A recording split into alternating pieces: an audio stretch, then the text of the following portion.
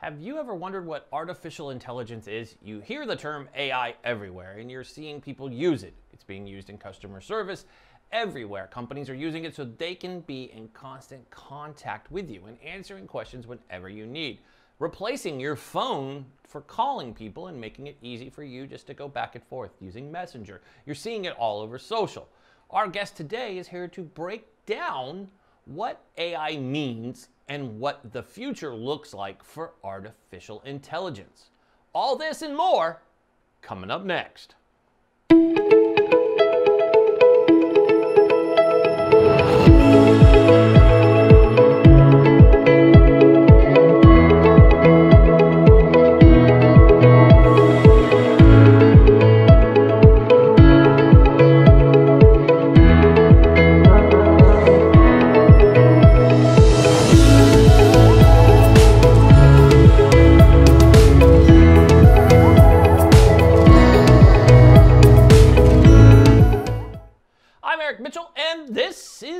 To the point.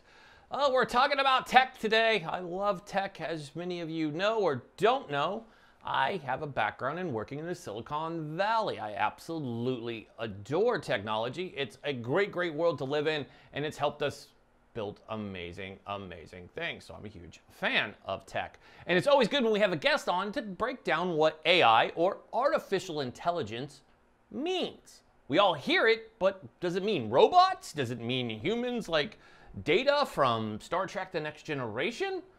I don't know, but we're gonna find out today what it means, because our world has become more social. And as we're remote and can't have physical contact, and we're a people that need to text instead of call, this is where artificial intelligence comes in. We've heard the term bots, where you go and you're able to, perfect example, if you're watching on Facebook or on YouTube, if you were to reach out, somebody can respond. Now, sometimes it's live people, like with us and with LifeFlip Media, the company that my wife and I own, we or a member of our team answers your questions. But some companies are bigger. They have thousands, millions of requests come in, and the fastest way to do it is to have automated responses that are AI controlled. Now, today's guest, Mr. Lomit Patel, is here to tell us what the future looks like for AI in this new world we're living in, and what exactly is artificial intelligence. So let's get to the point with today's guest, Mr. Lomit Patel.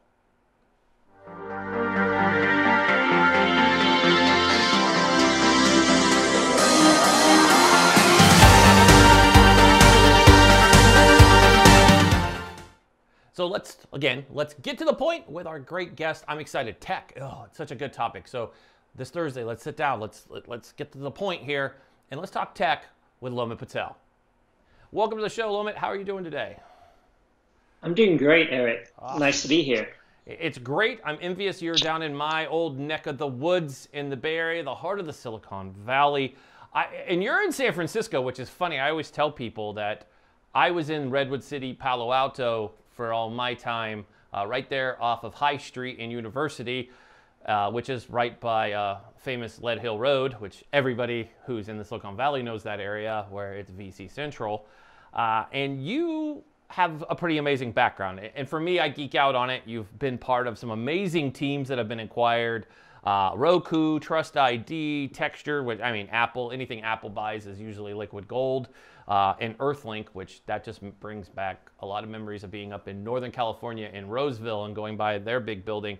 And you also are part of the best-selling book, Lean AI, which is part of Eric Ries's Lean Startup series, which Eric is an amazing, amazing guy that you should be following if you're not out to the people who are watching. But let's talk about artificial intelligence. And I'm going to start off with a very, I know what it means, but a lot of people come to me and ask, what is this AI thing, right? They all think, I think it's because of that movie that came out years ago, you know, the Steven Spielberg movie, that they're like, oh, it's that, like little robots are going around. Can you break down real fast what AI, artificial intelligence is? And then I have a whole bunch of questions for you about what it goes. But just for everybody out there, so everybody's on the same playing field, what is artificial intelligence in short form? Don't go too scientific. Go short form. Sure. Yeah. So the simplest way of thinking of AI is basically having machines to think and act like humans. it's literally, with any given data, just like humans are processing things to try and figure out what to do. And it's the same thing with machines. It provides, giving them the intelligence where, they're able to kind of react to whatever is kind of thrown at them to try and figure out kind of, what's the best possible outcome to predict based on that information. Oh, that makes perfect sense. I love that. So now we're seeing artificial intelligence used in the last few years. It's really been everywhere. There's some amazing companies out there using it.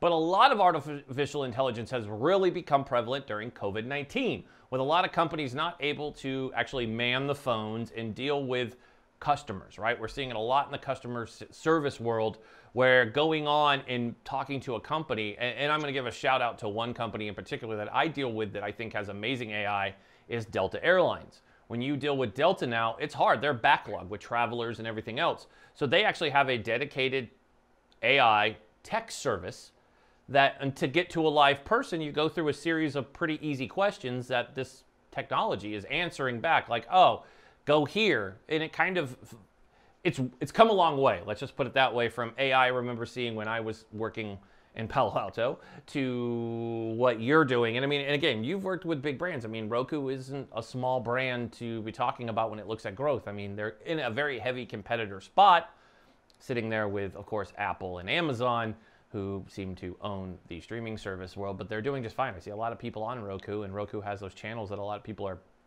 creating their own channels. So my question is how, I mean, do you see AI growing for companies as we're back to this new normal as we're going? I mean, where do you see AI taking us? Yeah, I think, one of the things that's definitely happening during this whole COVID-19 that's impacting so many people and businesses in so many different ways is that generally there was a shift that was happening towards companies being more digital, and that transformation was taking place anyway. But now it's kind of forced that transformation to happen at a much faster pace, because now for any business to really survive what we're going through right now and to thrive on the other side, they have to have a digital strategy, because that's pretty much the only way that you're going to be able to interact and communicate with potential customers. Because everybody's really highly engaged on digital now, and so I feel that what comes with digital is that there's a lot of data that comes with digital too, because whether people realize it or not, every time you interact with an app, or every time you're on your device, or whatever you're looking at, everything is being tracked now. But the difference is that there's so much more data on users now than there used to be, even let's say like 5 years ago. But and the access to that data in real time has shot up, because now people can pretty much track everything you're doing in real time, and so the big difference between companies that end up becoming really successful or will become successful post COVID-19 are the ones that are going to be able to turn their data into their superpower, because ultimately that's what's going to differentiate companies that end up surviving and the ones that end up thriving, because your data is really going to become your competitive superpower on how you end up using that. So you use that scary word data, right? People freak out when they see it. As you know, the Big Four were up on Capitol Hill just a short week ago and testified, which, by the way, was still funny. That one of my favorite questions so far that was given to Mark Zuckerberg was, so Twitter banned so-and-so. And he's like, I run Facebook. And I'm like, they're so out of touch. It's scary that the people who are asking the questions don't know the difference between Facebook and Twitter. There's a big difference. That's like rule number one. But for me, when you talk about data, now this AI, how does it protect people, right? Because people are very afraid of their data being corrupted. We are in an election year, so we're adding another big scary term. We know that movie, a documentary that came out was fabulous, talking about Cambridge Analytics. Yeah. How do people protect themselves? Is AI dangerous? Should we be concerned if we're going to be, we're talking on both sides here. As a customer, should I be afraid as we jump into this? that this data is going to be able to track a lot of stuff, or as a marketer, which I am, I'm like, this is awesome because I can get a whole lot of information so I can send targeted ads to make sure companies are running right. And I know a lot of people feel this way. We have a lot of guests on our show who sit in marketing, and I know the strategy that goes behind this. So there's safety in AI. It's not like you're up to no good like Cambridge Analytics was, which was basically getting our information and not sharing it. Yeah, I think the biggest question is it comes down to trust, right? It's like, there's all this customer data that's out there. The question is, how are companies using that data? So having transparency is really important, and I think that's what a lot of the discussions that are really going on, for the most part, is that people just want to know, like, is that data being used for good, or is it being used to cause any harm? And as you know, with AI, just like with any technology, there's always good sides to technology and there's always bad sides, depending on how you implement it. And I feel for the most part, at least for businesses that generally use data, a good example has been marketers. I mean, the idea of really using data ultimately is to try and ensure that you're able to acquire the right types of customers, that you're giving them the most relevant information, and you're able to, for the most part, what things that people take for granted right now is the whole area of personalization, of getting targeted with ads that are actually relevant, and not being sort of bombarded with things that aren't interesting.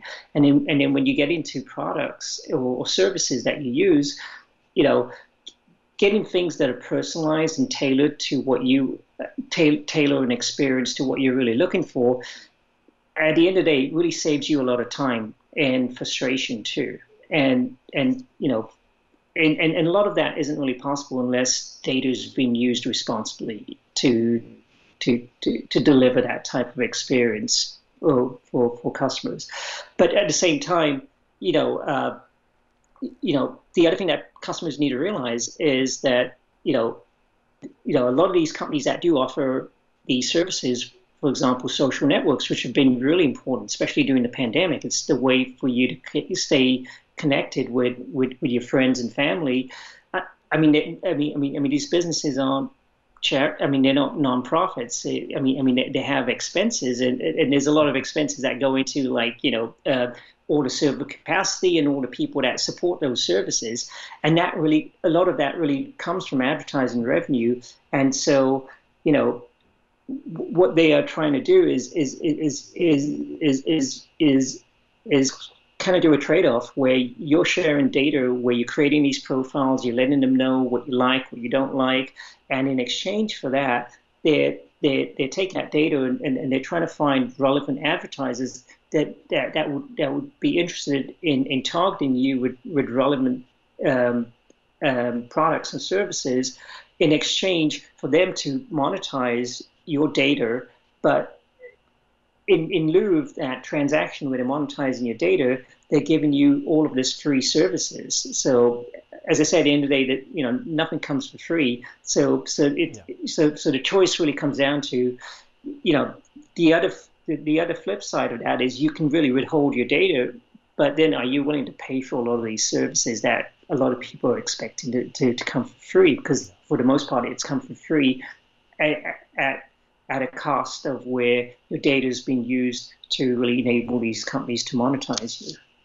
I love that you said that, because a lot of people get paranoid, right? They hear, everybody's afraid of social media for one way or the other. I mean, for me, I'm not worried about it. I've worked in the Silicon Valley, so I know how it goes. But here's my thing. So we're talking about, using this for marketing and sales, and a lot of companies need to jump into it. And this is a unique time that we have. COVID-19 for a lot of businesses, a lot of small businesses can now compete with their big competition, because now everybody is basically like, I either say that we're shooting on the same hoop, or we're all rowing in the same boat together. It doesn't matter how big you are. Yes, you have a bigger budget, but you're literally competing against small business now, for people will sometimes will pick a small business's support over a big business. You're seeing it targeted online. I see it all over on social media, and I actually love it. I love seeing the small mom and pop. So here's my question for you, one of many.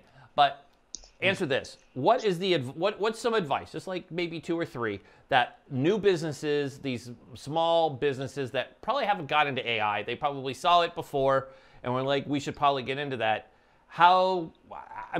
Would you suggest that they need to dip their foot in the pool and go fully embrace artificial intelligence at this time?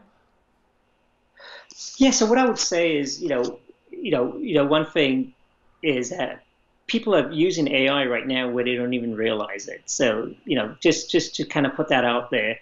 For example, a lot of people are shopping online, and for the most part, a good example is Amazon. Amazon is one of the companies that's really done well right now. But primarily, the reason why it's done well is it's obviously adding a lot of value to what people want, right? No businesses can grow without providing value, and their value is really around helping people find products at the best possible price, and to provide recommendations on relevant products based on what you purchased in the past, so that you can help discover alternative products that might be interesting for you.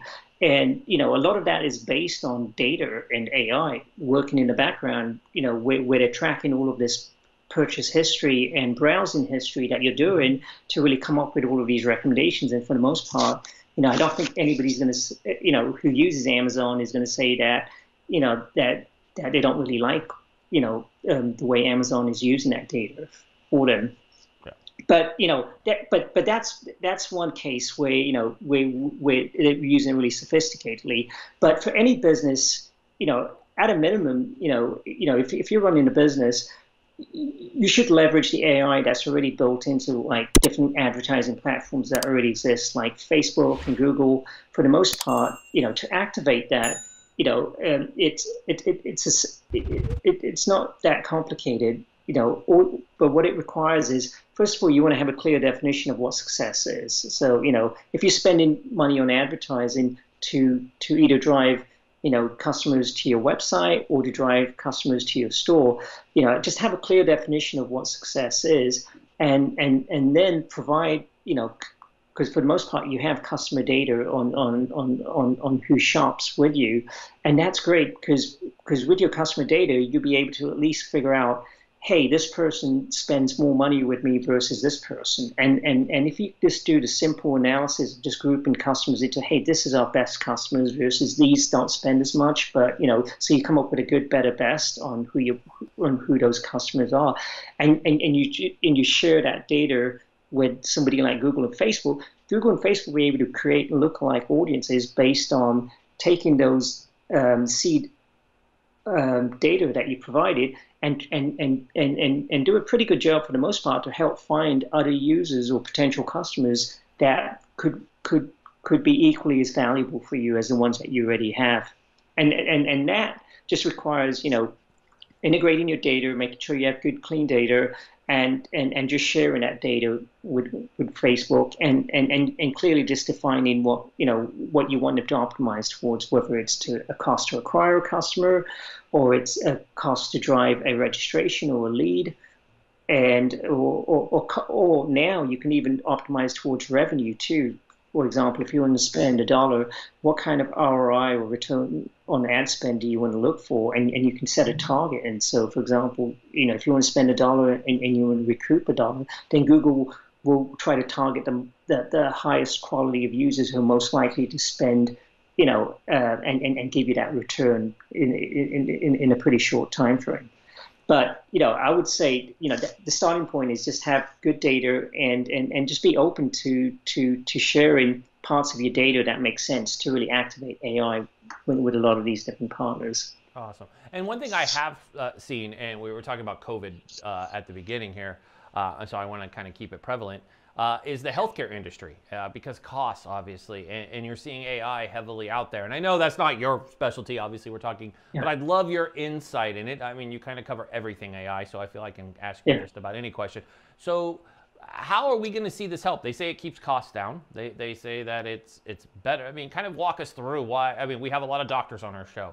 So I love bringing the other side, the data and the science side from how we could do this. And we're seeing even the President of the United States, as recently as Monday, or just yesterday, said that he was going to be funding more remote doctors, right? So we're obviously not going to a physician right now. And now AI is in part. How does that work? How does AI help in the healthcare industry? Yeah, obviously the healthcare industry is a huge industry that has a lot of different touch points that go behind the scenes in terms of operating that type of business. And where AI can really is working right now with healthcare, primarily, especially during this pandemic and even outside of this pandemic, is a lot of the customer service or the call volumes that go into these healthcare, a lot of these are now being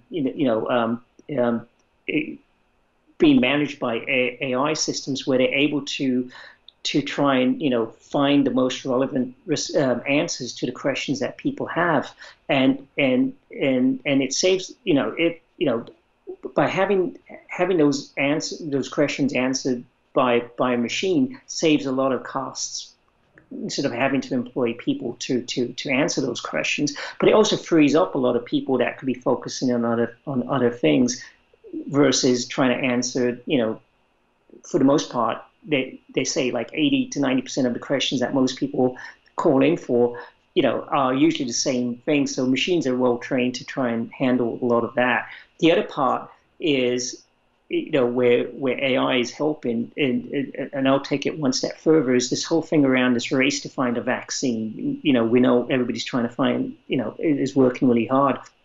The average time to really find a cure for a vaccine, the fastest it's taken on average, if you look historically, it's like 4.5 years. And, now they're talking about, potentially having a vaccine within like 12 to 18 months. And the only reason why this is even possible is, for the most part, the first couple of clinical trials that go into testing these different vaccinations, there's a lot of data that goes into that, and generally it's processed by humans, but now it's being processed by machines at a much faster velocity, so they're able to expedite the clinical trial testing periods.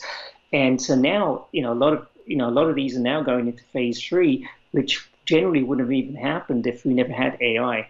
The other thing that AI is helping too is potentially, obviously, this thing is really hard to really identify, like what are symptoms and what are not symptoms. But whatever, by creating this kind of health map around the world where people are getting infected, what were they doing that kind of led to them being infected? What's their lifestyle? What's their age? What's their health data? All of this thing is being processed by AI, which is helping to at least give doctors a better way to try and develop some potential hypotheses around, hey, do this, don't do this, cover your mouth, wash your hands, keep social distancing. But all of this was able to sort of be developed because they were able to have more confidence that that's what the data was telling us. When people weren't doing these things, that's when the infection rate was going higher. And I think the final and most important thing is that our doctor's time is so important right now. And if the time that the doctor can focus, treating patients that really need their time, and having AI kind of take care of a lot of the things that don't need their time, ultimately it is a huge win for the entire industry, because their time is so precious and so valuable right now, at any time, but especially now. Yeah. I love that you talked about that, because that's awesome. I mean, hearing that AI is for good, the way that it'll help in the healthcare industry, we are desperate for a cure for so many things. And I've been doing so much research on AI, not just for marketing and sales, but to see how it can be used for good, especially in the medical field, because it's such an amazing tool. And I think it's funny, people freak out when they hear the word artificial intelligence. which is hilarious. And one of the things, and this is jumping back into the sales and marketing world, just because salespeople and marketers all seem to freak out when something comes out that streamlines something. One of the chief complaints I've heard, and I'd love for you to address this, in a time when 40 million people are out of work, and I know some folks are furloughed even in the tech world, the number one thing I heard, because I said I was interviewing somebody in AI, was, Eric, will artificial intelligence take away our job? Is that what they're building it for? And I'm like, no, because you still need people to, I mean, salespeople still need to do the sales process. I remember this, and you're familiar with SaaS. So, you know, everybody said the same thing about SaaS when a small brand called Salesforce, long before their gigantic towers in San Francisco, it was just Salesforce, right? And, you know, before anybody knew who they were. And Salesforce is huge, but they have competition. They're not the Lone Ranger anymore. I remember, you don't have to use them. So again, this is never going to take anybody's jobs. I mean, there's plenty of companies that are out there, and I'm privileged to work for one that has snatched up some of the biggest. But if you look at marketing platforms that are using AI, they still have an amazing, I have friends that work for some amazing companies that's not going away. Can you touch on this? AI is not going to take people's jobs. People still need to be around. All this is doing is helping the flow keep going, because it does get stuck. For salespeople who are out there, we're all familiar with the pipeline, and we all know the biggest problem in the funnel, and I'm doing the funnel here for everyone, is you can get people in the top, and the marketing usually drives the top, and sales drives the bottom. I'm getting way too salesy here. You can tell I was in the Silicon Valley. But you have to pull it through, right? And things get caught in the pipeline, and this is what everybody measures, no matter what CRM you're using. AI helps with this. AI can help move the problem children. Instead of sending those horrible 4-step emails that we all have sent using Marketo or Act, you know, those platforms, we're all like, so you haven't clicked yet. So does this, you know those horrible emails that we all get, AI can help with this, right? So people's jobs aren't going to be taken by AI. You know, Eric, I get this question all the time, you know, but I mean, what I would start off by saying is that, you know, AI is just like technology. You know, ultimately it's about how people use it, right? And for the most part, you know, AI is definitely a lot better than any human at processing a large set of data, because it just has that computing power to go through data and to quickly figure out, you know, based on what outcome you're looking for, like what's the best way to get to that outcome. And but once you figure out the outcome, you still need humans to really kind of take that and take the next steps and you know. So what I would say, you know, one is that, you know, artificial intelligence, what people have to remember, is built by human intelligence. It's always the humans that are building this. It's not the other way around, and I don't see that changing. So it's ultimately about, you know, as humans, you know, we need to ensure that we put the right guardrails in place that you know that this is built for good and not for evil potentially. The second thing is, as you said, there's a lot of misinformation out there, and the stories that generally sell well are the ones that really sort of turn this into sort of being, you know, either or rather than, you know, coexisting together, because it's really about, you know, leveraging the strengths of machines to really aid humans, and where it's going to really help people when it comes to jobs is it saves a lot of people from having to do those rudimentary task-oriented jobs that most people didn't even enjoy doing, and it naturally is going to it's going to elevate people to upskill in different areas where they'll be able to earn a higher wage, I would say, for the most part, because a lot of the manual, tedious, boring work is going to get automated to a certain extent. But, you know, one thing that machines can never do is think strategically like humans right now. They don't have the soft skills of leading teams, motivating people, building relationships. But ultimately, machines can't go and close deals. It's people that have to, you know, that's all based on relationships. So, you know, yeah, what I would say is that it's going to definitely, you know, going back to, you know, one thing that happens a lot here in Silicon Valley and in startups in general, you're always trying to figure out how can you be more resourceful, right? Because it's about how can you get more done with less, and that's where AI is going to really help businesses, to be more resourceful, where you can run as lean as possible and get the machine to do a lot of the heavy lifting around certain tasks and processes where you would have inherently needed to hire more people to do that. But once it does that, you still need the right level of people to be there to take that and ensure that those insights are being implemented in the right way and the right decisions are being made to continue to scale and grow your business. Great answer. I mean, talk about, you're the right guy to ask these questions to. I love it. So last one for you, and it's important. And I think anybody who's out there, I have a lot of friends that sit in marketing positions, whether they're CMOs or not. Everybody talks about artificial intelligence, how key it is. I know that there's bots out there. They've been around for a long time, and they could either be used for social good or annoying. I've seen bots on Instagram where people are putting them out there, and I've seen somebody say, my dog died. And all of a sudden you see a bot go, that's great news. I'm so happy I'm following you. When can we connect? And you're just like, man, your bot failed you. Your bot just didn't pick up on the keywords, didn't do its job. But one of the big questions I have, last question, is how can marketers get started with AI? It's so key.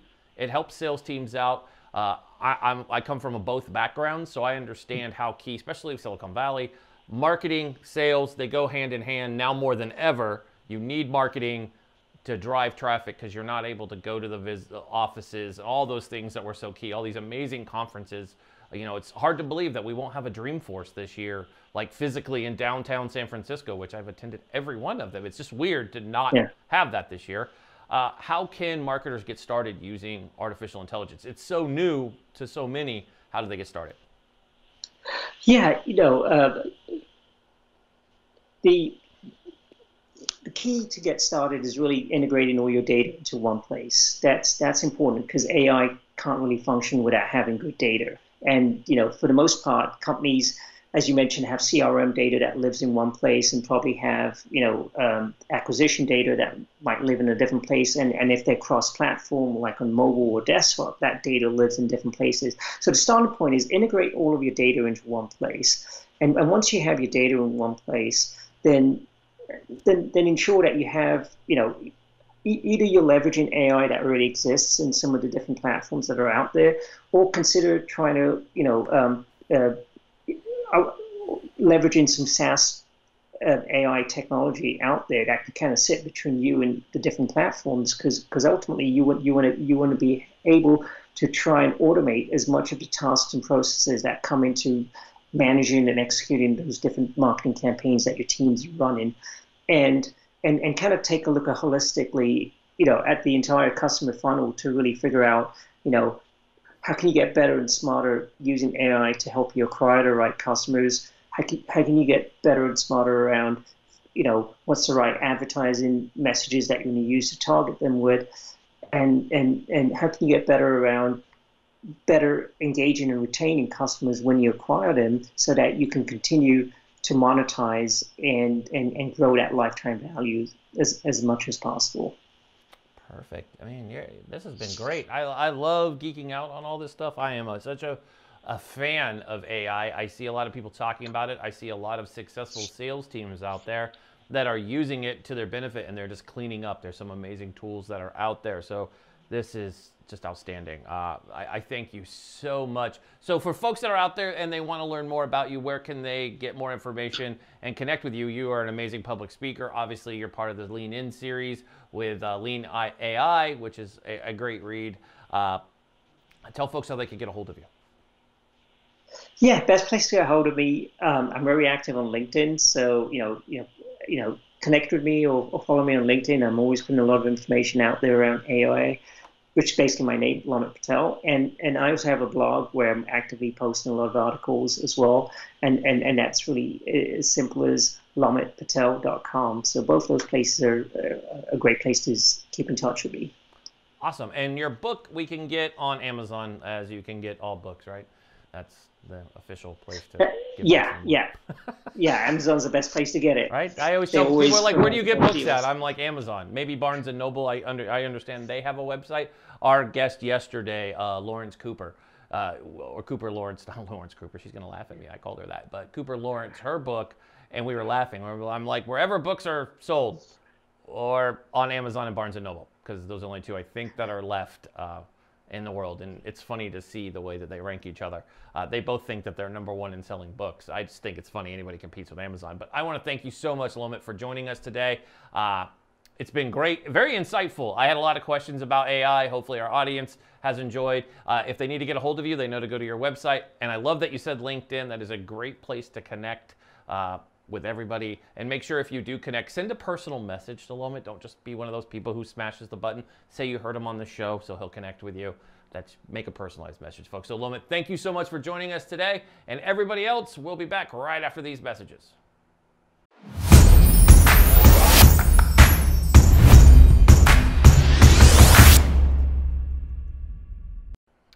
Thank you for watching today's show. As always, if you'd like to be a guest or you know somebody that we should have on our show as a guest, feel free to email us at hello@tothepointtv.com.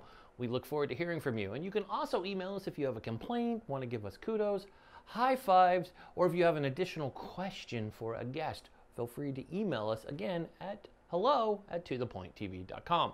Our Twitter is up and running, and it's for social good. Not yelling and screaming political or anything else crazy on our Twitter. So follow us on Twitter at @ToThePointTV, and we'll tweet back at you. And as always, we want you to check out our IG. We love Instagram. Our Instagram stories are up, they're buzzing, and they're meant for you. We love our fans and followers, and we want you to know who our guests are coming on, and we want you to engage with us, and we want to engage with you. So make sure you're following us at Instagram at @ToThePointTV. Now, we love you on Facebook, and we want to make sure, because you're probably watching this on Facebook, like, why would you already follow us? But tell a friend that they can come follow our show and never miss a live episode. As you know, here on Facebook, make sure you head, if you're not on Facebook watching this, then it's different, but our Facebook is To The Point with Eric Mitchell. So make sure you follow us there so you always get notified when our show goes live at 12 p.m. Eastern, 9 a.m. Pacific.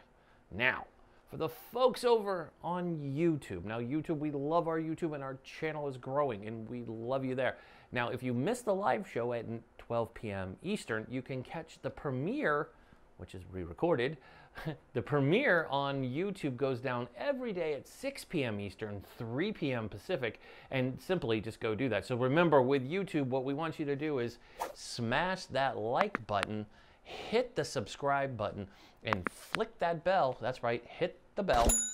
Give that bell some bell love, and that way you know when we're on air and you can catch our latest episode. Check out our playlist. All of them broken down by the day and guest and show, so you can always stay up to date. Once again, on behalf of the entire team here at To The Point, we want to thank you for, again, tuning in and watching our show, and we look forward to seeing you tomorrow on To The Point. As always, I am your host, Eric Mitchell. Be safe, be strong, be smart, and God bless America. Let's get to the point with Eric Mitchell. Let's get to the point. Sit and enjoy. This is Eric Mitchell. He the host of the show. Get to the point. He is the voice. We needed this, something more. This is a daily show that's known for politics and the sports. Ain't no limit to whoever you may see at this point. To celebrities, Eric Ries beast in the joint. As a veteran, put him at ease, then anoint. Every conversation can never be disappointed. Whether tragic or it's happy, Eric will cover whatever's happening. Whether it be your gymnast, toe tapping, talking about nearly any athlete, not taking a back seat. You're never gonna get it past T. Everybody running from it, it's a stampede. But he's on it like this man who took that knee. Mr. Mitchell's way too fast.